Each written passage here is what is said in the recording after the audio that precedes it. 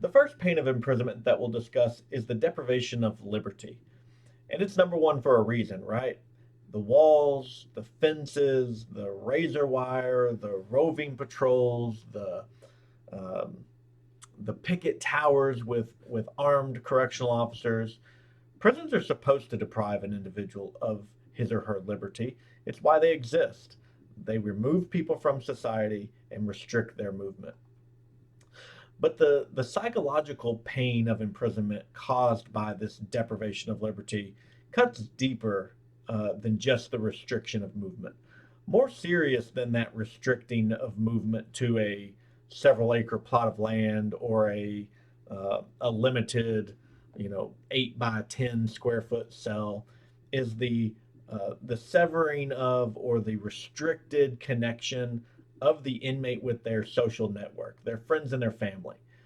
Yeah, inmates have visitation privileges and mail privileges, and we've gone through a series of court cases over the years to increase those constitutional protections, but it's only a partial help.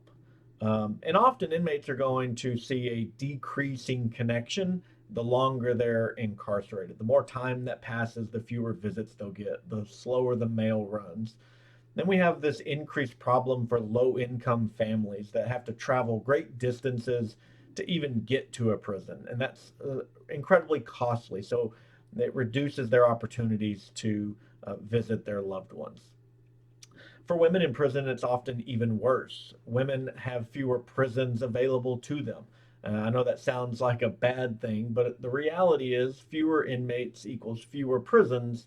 And in any given state, those prisons are placed in locations that will likely increase the travel distance for the families of women inmates to get to the opportunity to visit their loved ones.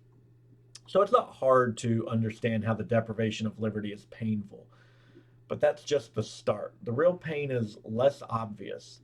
We understand that confining individuals to penal institutions represents a intentional rejection of that person by society.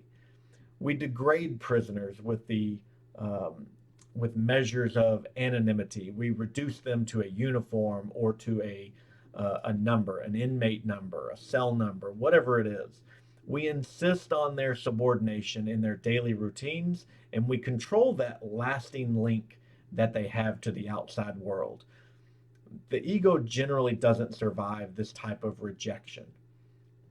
So when we talk about the deprivation of liberty, it's a threat to the inmate's self conception as a person, as an individual. Who they are as a person is constantly threatened in that daily structure of prison. The physical design, the routine, the policies and procedures, they all are designed to remind the individual incarcerated that they need to be kept separate from decent people out in the community.